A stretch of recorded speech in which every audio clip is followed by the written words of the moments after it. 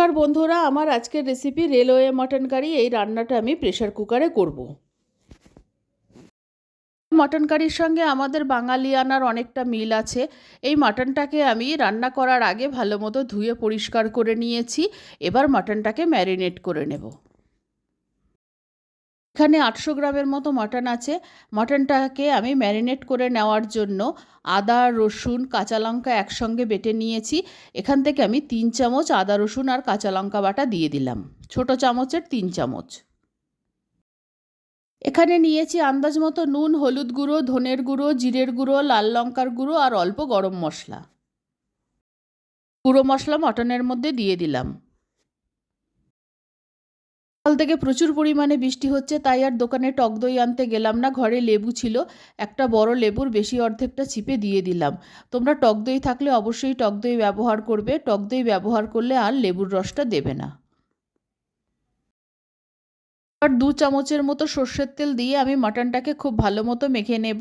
আমি তেল বেশি ব্যবহার করব না পুরো রান্নাটাতেই, কারণ এতে একটু চর্বির পরিমাণ বেশি আছে, তাই কম তেলেই রান্নাটা করব। মশলা রোস্ট করে নিচ্ছি। 1 চামচ গোটা ধনে নিয়েছি, 1 চামচ গোটা জিরে নিয়েছি, একটা তেজপাতা ছিঁড়ে নিয়েছি, একটা স্টার অ্যানিস নিয়েছি, অল্প একটু জয়িত্রী নিয়েছি, কয়েকটা শামরিচ নিয়েছি, 4টে এলাচ নিয়েছি, 4টে লবঙ্গ নিয়েছি, 2টো ঝাল শুকনো লঙ্কা নিয়েছি, 1 চামচ গোলমরিচ নিয়েছি আর 2 টুকরো দারচিনি নিয়েছি।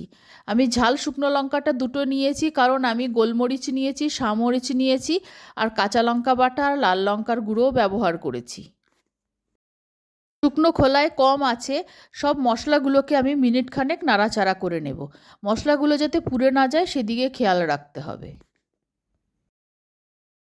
গুলো খুব হালকা রোস্ট হয়ে গেছে, এবার তুলে মিক্সিং জারে নিয়ে নিচ্ছি। খুব বেশি রোস্ট করব না, তাহলে মশলার ফ্লেভারটা অনেকটা নষ্ট হয়ে যাবে। এবার মশলাগুলো আমি পাউডার করে নেব।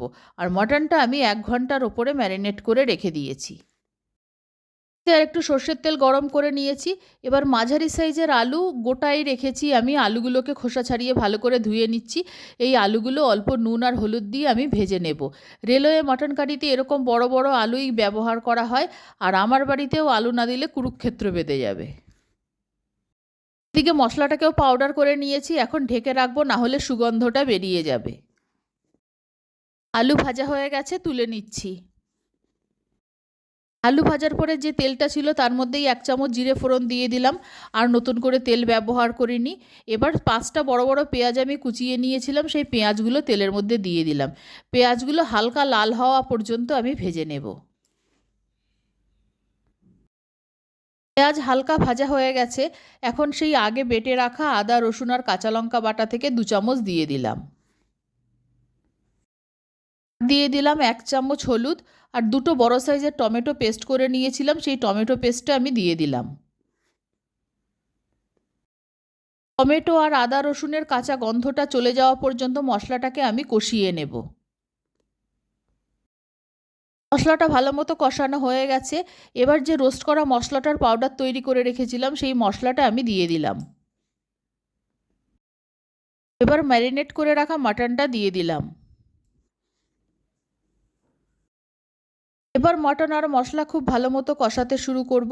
যতক্ষণ না পর্যন্ত মটনের ওপর তেল ভেসে উঠছে, ততক্ষণ মটন আর মশলা খুব ভালো মতো কষিয়ে নিতে হবে।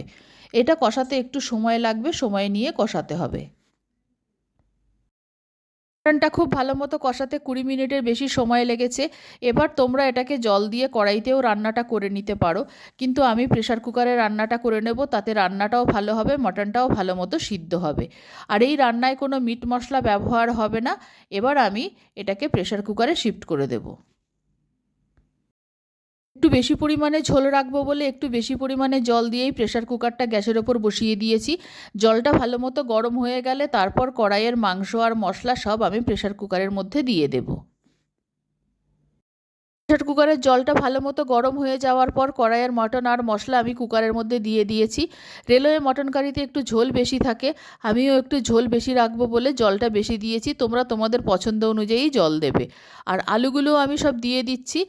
মিডিয়াম ফ্লেমে আমি 4 থেকে 5টা সিটি দেব, তাতেই মটনটা ভালো মতো সিদ্ধ হয়ে যাবে। তারপর আমি নামিয়ে নেব।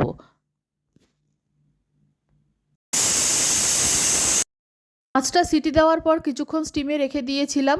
এবার তরকারিটা আমি নামিয়ে নিয়েছি। তৈরি হয়ে গেছে রেলওয়ে মাটন কারি। গরম ভাত, রুটি, লুচি, পরোটা সব কিছুর সঙ্গেই এই মটন কারি খেতে দারুণ লাগবে। আমি তো দুপুরবেলা গরম ভাত দিয়ে খাবো। আর তোমরা আমার ভিডিওটাকে অবশ্যই লাইক করে দিও। তোমাদের একটা লাইক আমার কাছে অনেক মূল্যবান। আমার এই রেসিপি ভালো লাগলে আমার চ্যানেলকেও অবশ্যই লাইক করো, শেয়ার করো, সাবস্ক্রাইব করো, কমেন্ট করো। আর আমার নতুন পুরনো সকল বন্ধুদের আন্তরিক ধন্যবাদ ও ভালোবাসা জানিয়ে আমি আমার ভিডিও শেষ করছি।